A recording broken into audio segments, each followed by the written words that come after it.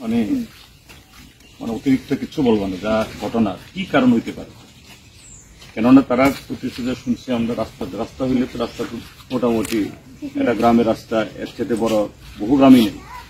মানে অ্যাকচুয়ালি ঘটনা হলো যে আমি যখন কলেজ ইলেকশন করছিলাম, কলেজ ইলেকশন যখন আমি এডিবি থেকে লড়েছিলাম বিজেপির হয়ে, তারপরে আমি আস্তে আস্তে কলেজ কমপ্লিট হয়েছে, তখন আমি পঞ্চায়েত ইনভলভ করেছি।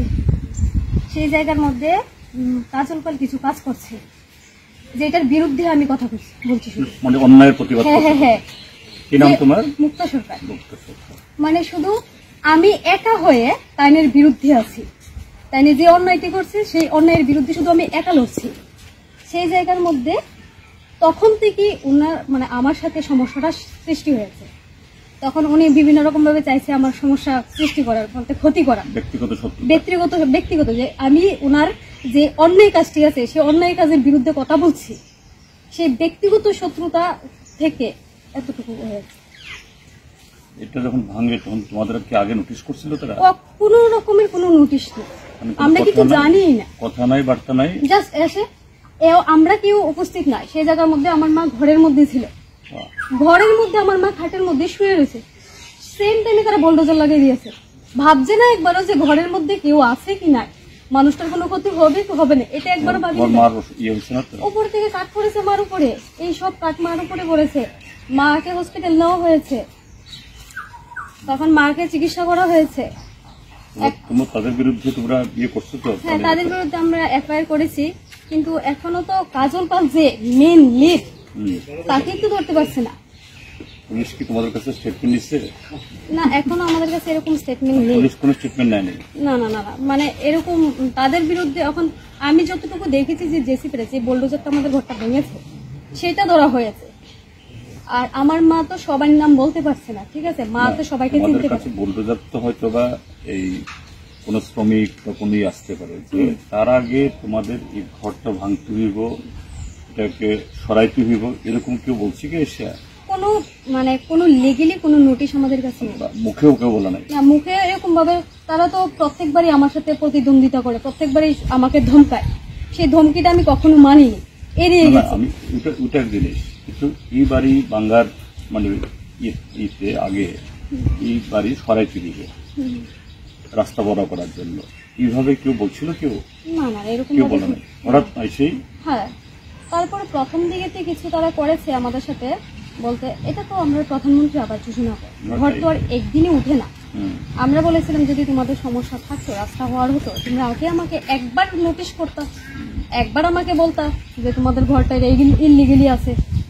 আমাদের মতন মানে দরিদ্র শ্রেণীর মানুষ এরকম ভাবে এত কষ্ট করে একটা ঘর উঠিয়েছি, সেটা ভেঙে ফেলেছে। এখন তো আমরা রাস্তায় এসে পড়েছি, এখন তো আমাদের থাকার জায়গাই নেই। আমরা এক কাপড়ে ঘর থেকে বেরিয়েছি, আমাদের একটা জিনিস ভালো নেই। তোমরা কোথায় আছো তোমরা এখন? আমাদের এখন অমরপুর ডাক বাংলায় জায়গা দিয়েছে থাকা, এখন আমরা ওইখানেই আছি। এখন আমরা জানি না ওইখানে আর কতদিন এরকম ভাবে থাকতে লাগবে। আমরা আমাদের এখানে এটা আমার চায়ের দোকান, আমার বাবা। তোমরা ছাড়বা না?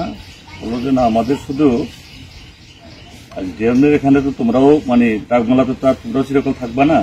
হ্যাঁ, যতদিন না এটা সেরকম আবার থাকার মতো অবস্থা না হয় আমাদের থাকতে হইব। এবং শুধু তা না, এখান থেকে সরে থাকার যে তোমাদের রোজগার নষ্ট হইতেছে,